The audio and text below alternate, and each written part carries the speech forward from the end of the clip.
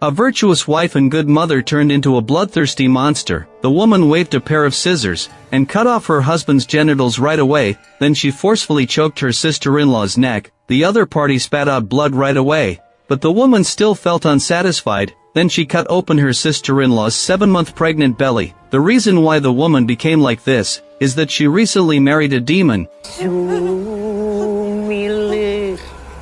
Why did she, as a wife, marry a demon? Let's take a look at this. Latest Indonesian horror movie, released in 2025, the morning news reported, at around 10 a.m. yesterday, a 30-year-old woman committed suicide at home. Before that, she had been arrested by the police. Facing the police interrogation, the woman said that all 3 of her biological children had died at her hands. After hearing this horrifying news, Mary, who was driving, turned to look at her sister-in-law in the back. The two smiled at each other without saying anything. Then the group came to the chicken slaughter stall in the vegetable market, facing the customer who came to pick up yesterday's reservation. Sarah, who was 7 months pregnant, looked confused. Mary came to check and found that the prepared chickens had long disappeared. She realized right away that her sister-in-law Sarah had sold the chickens to others, so she complained about the other party's carelessness. Sarah was also very aggrieved by this. The two began to argue fiercely. Mary's husband Jack told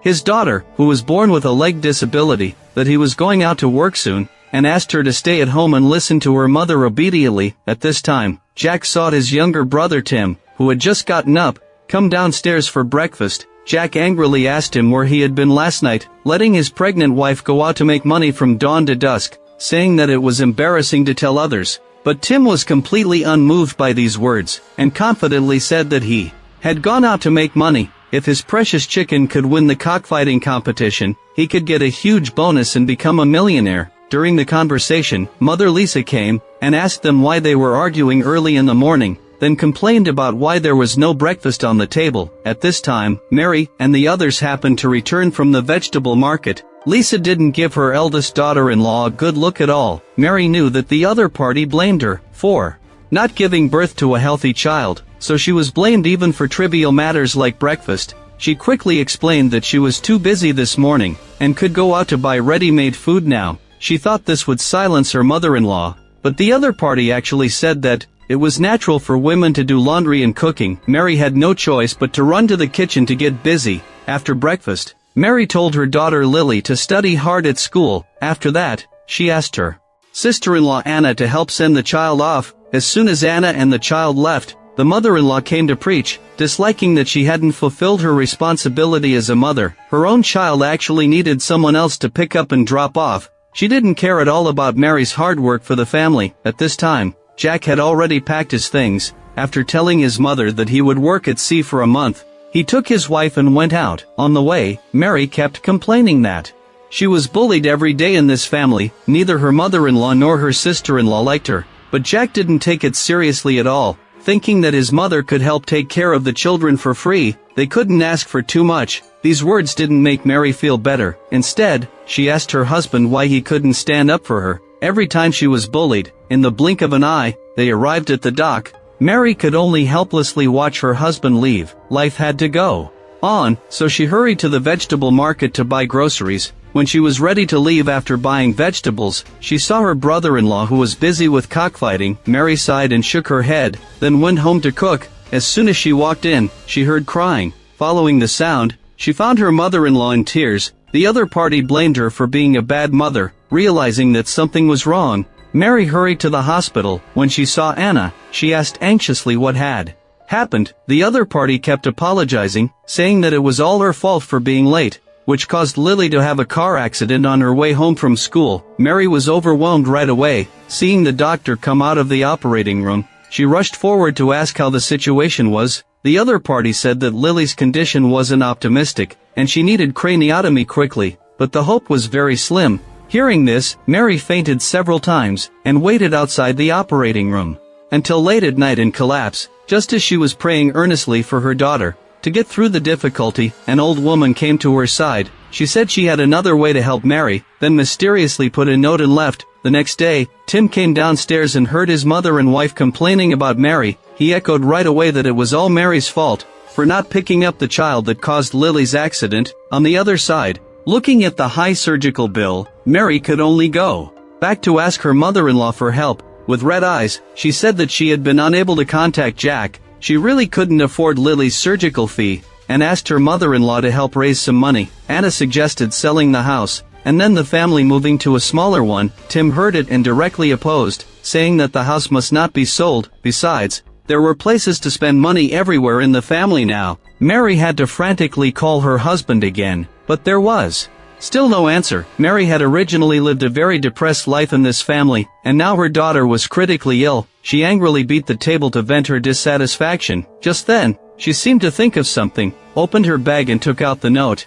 given by the mysterious old woman. So she found the old witch on the note. Learning why Mary came, she sharpened the knife and said that Mary came at just the right time. As long as the wedding was successfully concluded, Lily could be saved. Then she took a part from the chicken and showed it to Mary, hinting that she should eat it. Of course, this was only the first step. Then the witch bathed Mary with chicken blood and flowers. Finally, it came to the wedding night link, but a spell needed to be chanted before starting. Sa utuhi ring zero. Although this sounded evil, Mary was determined to try, even if there was only a slim chance to save her daughter. She had no idea this act would make her pay a painful price. Once everything was ready, the witch withdrew. Mary, left alone, trembled as she sat on the bridal bed, wondering what to do next. A sudden gust of cold wind blew past, then a mysterious force lifted Mary's veil. A pair of terrifying claws stroked Mary's head. Soon Mary was immobilized on the bed against her will. Outside, the witch quickly assisted to complete the wedding ceremony for Mary. Afterward, the witch approached Mary and said the matter was settled. It's just that there are still some things to do later. Take a rooster's head and liver, then bury the items around the house. Do this once a week. Don't forget. On the other side, after getting up, Tim busied himself checking his fighting cocks, but after searching, he found one was missing. He ran to ask his wife what had happened. Sarah snapped angrily, "It's not my thing. Why blame me for its loss?" Just then, Lisa, not far away, called Sarah over and said, "I want to visit Lily in the hospital. Can you drive me there?" But the other party replied, "I'm too busy. I have to do all the housework now." As they spoke, Lily's shouting suddenly came from outside. Sarah and the others rushed to the door and were stunned. Lily hopped out of the car as if nothing had happened, even circling Lisa several times. Sarah asked in confusion, "Why is her disabled leg healed too?" Lily said excitedly, "Mom said it's a miracle." Sarah felt something was amiss and told her husband. Mary might have used black magic, but Tim was just glad they didn't need to sell the house now. Late at night, Anna knocked on Mary's door. When no one answered, she cautiously pushed the door open to find it pitch black inside.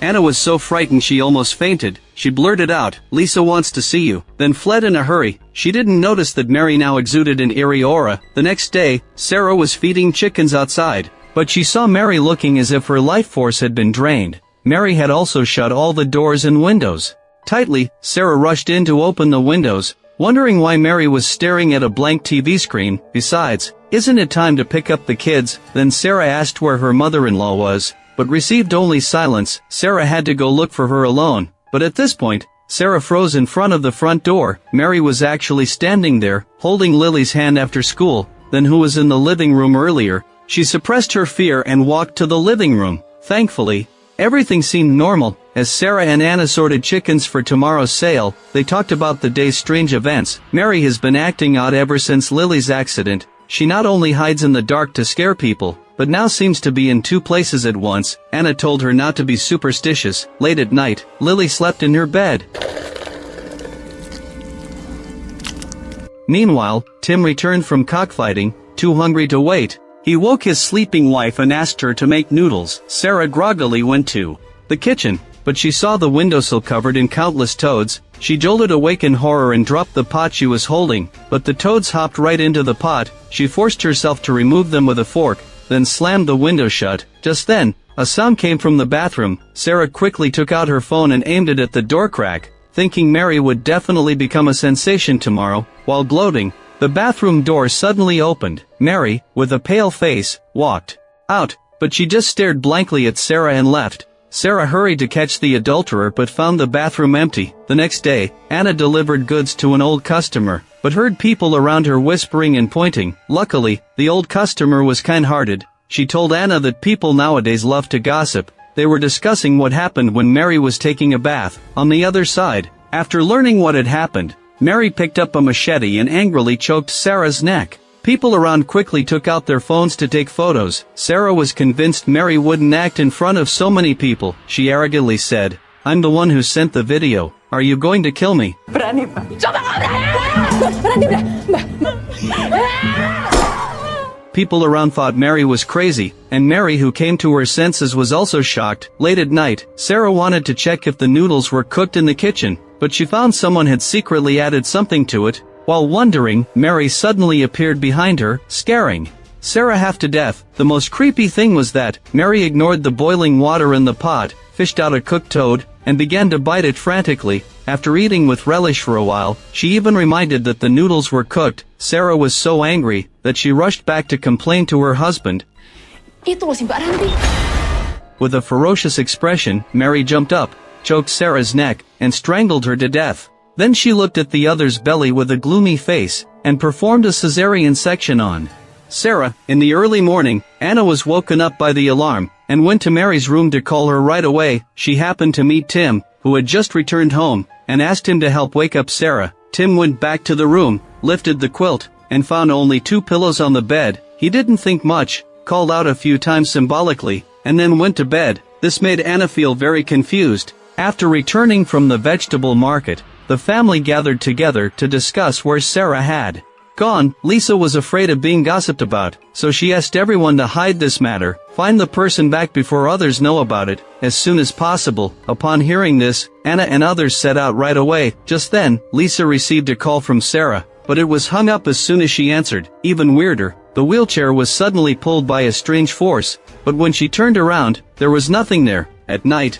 Anna was plucking chickens in the backyard, when she heard faint cries for help. She quickly took out her phone to check. The phone's portrait recognition captured something right away. At the same time, Lily was playing with toys at home, but the toys uncontrollably rolled into the bathroom. She hurried in to pick them up, only to see Mary suddenly crawl out of the bathtub, with a twisted body. She even invited her daughter to take a bath. With a sinister smile, Lily screamed in fear. Nina? When Anna arrived, she hurriedly asked the sobbing Lily what was wrong. The other party trembled and said she wanted to sleep with Anna tonight. The next day, Mary went to the chicken coop and caught a rooster. She then buried the chicken's head and liver in the yard, and finally threw the body into a pit, but the exposed corner of a shirt was too conspicuous. She gently lifted it and found a blood-stained corpse. Realizing something was wrong, she hurried to find the witch. She was told that she herself was the one who killed Sarah. It turned out that since that wedding night, Mary had become the bride of a demon. The demon had also entered her body to protect her at all times, killing anyone who harmed Mary. Protecting one's wife from harm is what a husband should do. Mary burst into tears when she learned the truth. On the way back, thinking of her husband who never stood up for her, and then of the demon who was a wife-protecting maniac, her heart was filled with mixed emotions. On the other side, Tim was cockfighting in the arena. By chance, he glanced at the audience and found his wife's figure, but it disappeared in the blink of an eye. He ran out to look for her right away.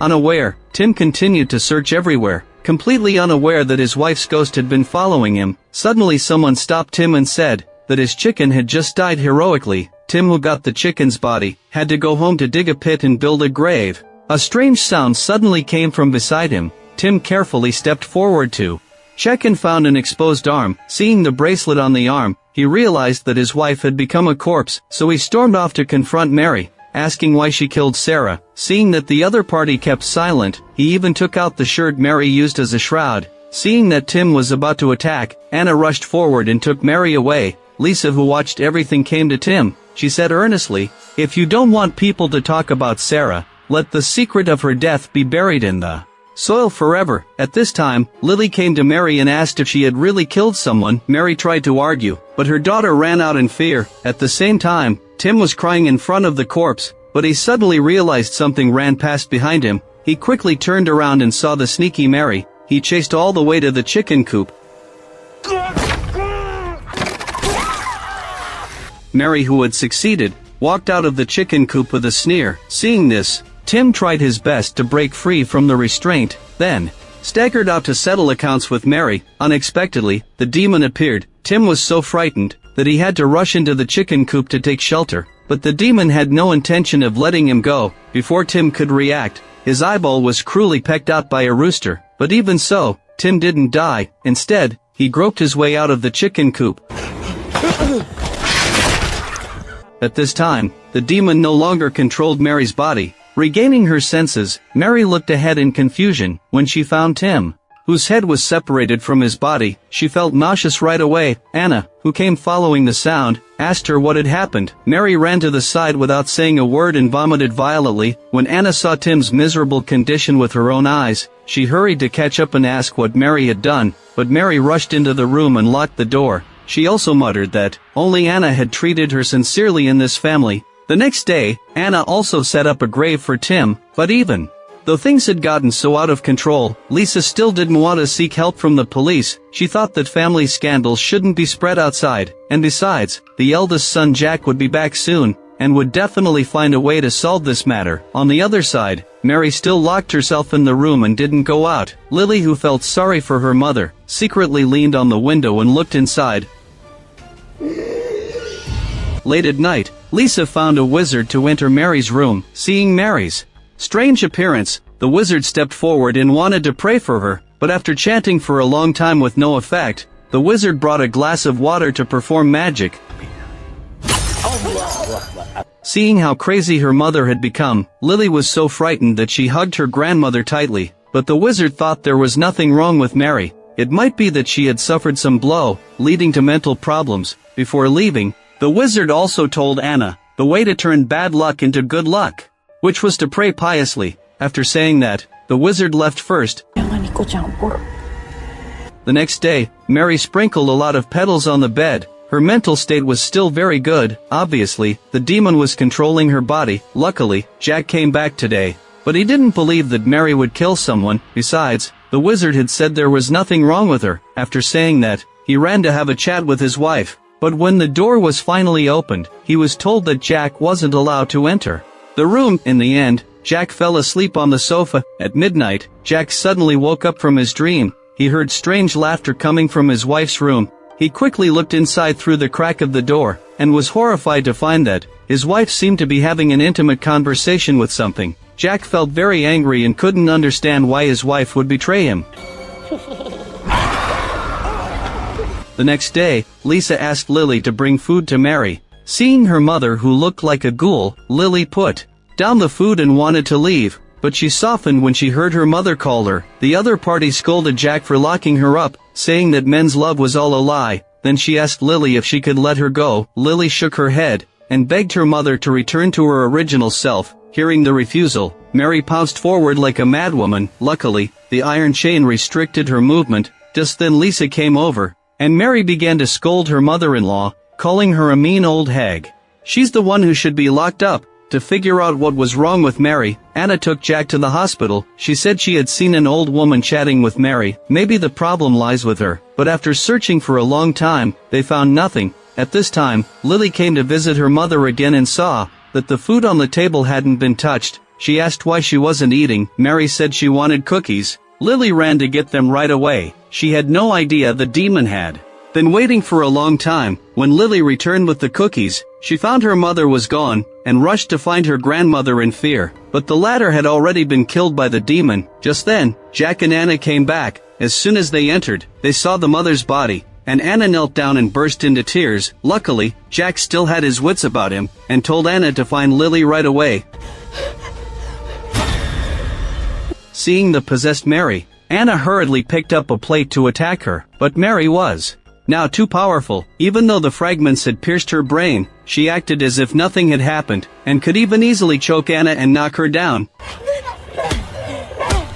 Then the crazed Mary began to search for Lily again, but Lily hid too well. Mary had to turn to her husband first. Jack picked up something to resist, but he was no match for Mary, and was lifted and thrown out right away. The pain Jack kept shouting his wife's name, trying to make her sober up, the demon said Mary was now its bride, and prepared to kill Jack completely. In the nick of time, Mary suddenly stopped and looked at the dying Jack with deep affection.